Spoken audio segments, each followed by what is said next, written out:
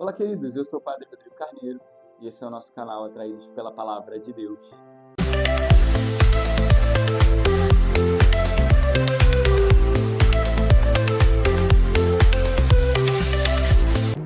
Pera aí, só um minutinho. Não passa ainda esse pedaço do vídeo. Eu queria dizer para você, se você ainda não é inscrito no nosso canal, faça a sua inscrição para você poder receber todo o nosso conteúdo.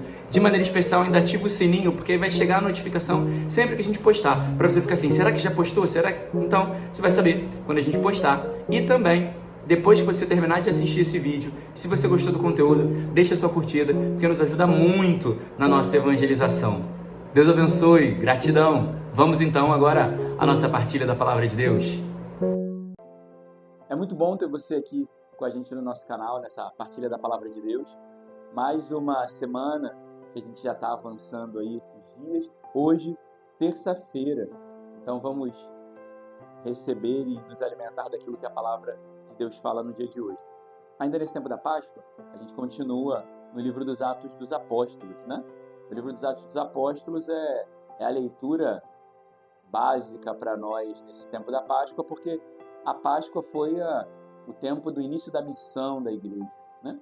Então, os discípulos estão se espalhando, a mensagem do Senhor está se espalhando, e hoje a gente avança um pouco mais no testemunho de Estevão, que foi um desses homens que era um diácono, um homem justo, tirado do meio do povo, feito diácono, e a partir de uma profunda experiência com Deus, vai também dar a sua vida por amor a Deus. Isso é interessante para nós vermos que a experiência com Jesus, ela é tão forte na nossa vida que ela nos leva a entregar tudo. E o Evangelho também vai falar um pouco sobre isso, sobre essa entrega que precisamos ter por causa do Evangelho, pelo anúncio do Senhor, pela evangelização. Mas, primeiro, vamos ver a primeira leitura. Nos Atos dos Apóstolos, então, Estevão já mentiram sobre ele, já está no processo da condenação, né? Sem nada ter feito, então está vivendo meio que como que Jesus. Não fez nada, só fez o bem, mas os homens incomodados com o bem, porque a luz sempre incomoda quem está nas trevas. Então, Estevão vai fazer o seu discurso, chamando aqueles homens de homens de cabeça dura e incircuncisos de coração e de ouvidos. Então vamos entender um pouquinho do que é isso.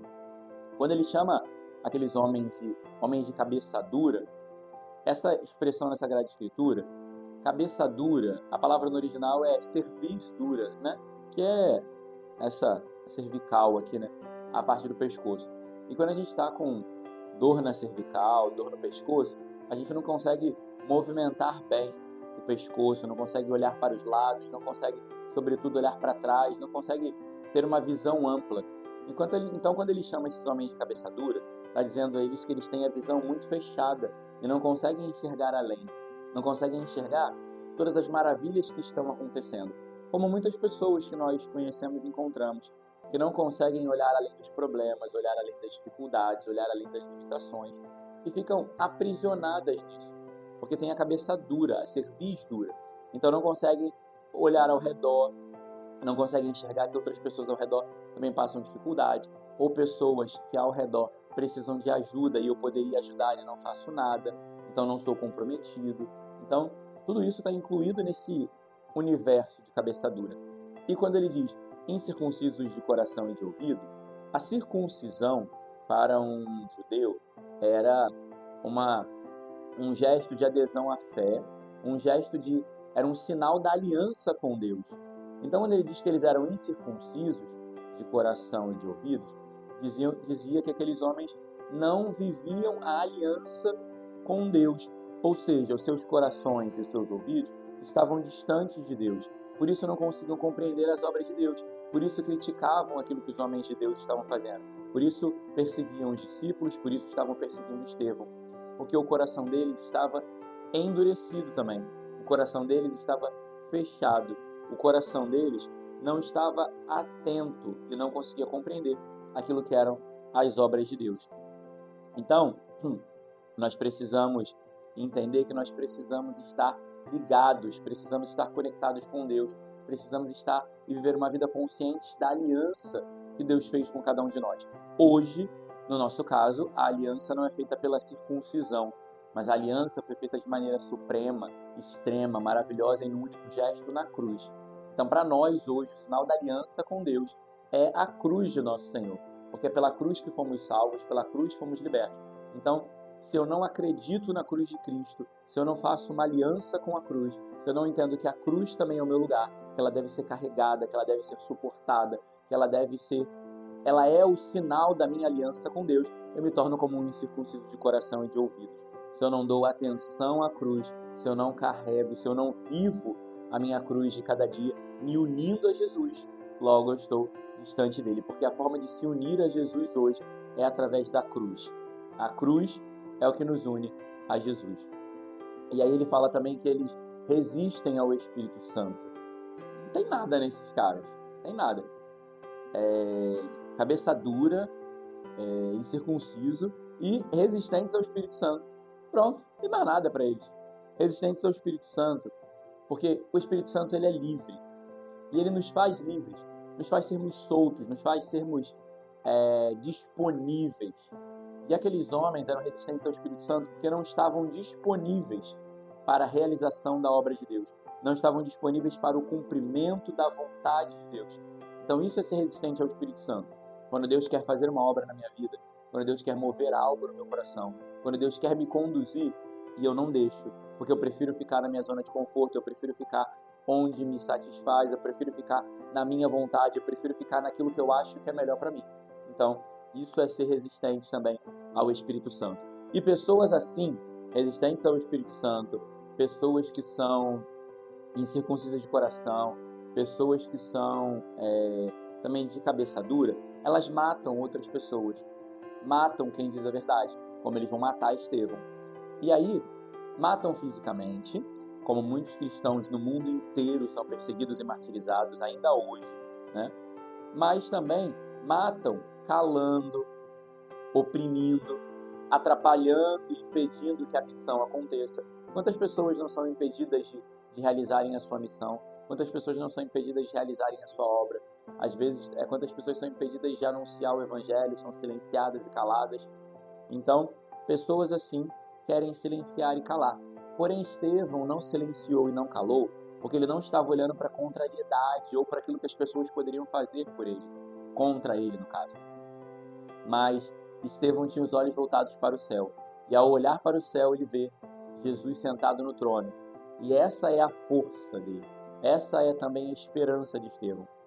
Porque tudo que ele faz, ele não fazia, no caso, esperando uma retribuição dos homens, até porque os homens estavam tramando a morte, planejando e concretizaram a morte de Estevão. Então ele tinha o olhar voltado para o céu, o olhar voltado para a eternidade, o olhar voltado para o céu, que até como diz o Salmo, levanto os meus olhos para onde vem o meu socorro. O nosso socorro vem de Deus, a nossa vida pertence a Deus, e é Ele que nos dará a recompensa necessária, a recompensa que devemos esperar.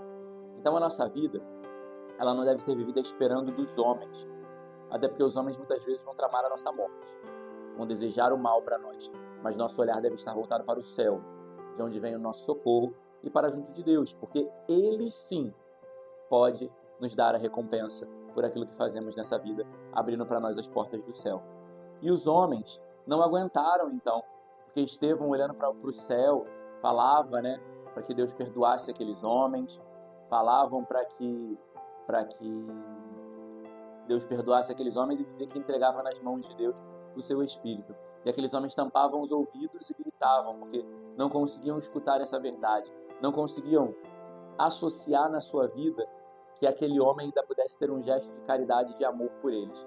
E aí eles se lançam sobre eles, porque também o mundo de hoje, quando tem um problema diante dos olhos, a primeira atitude ou a primeira ação é querer acabar com o problema.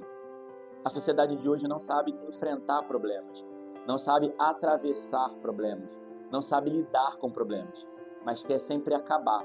Então, já que Estevão era um problema, como que a gente acaba com o problema? Matando ele. Então, hoje, a dinâmica da sociedade é essa. Não está dando certo? Separa. Não está bem? Lá abandona. Não gostou? Larga, vai embora. Porque a sociedade de hoje tem vivido nessa dinâmica. Se tem um problema, vamos acabar com o problema.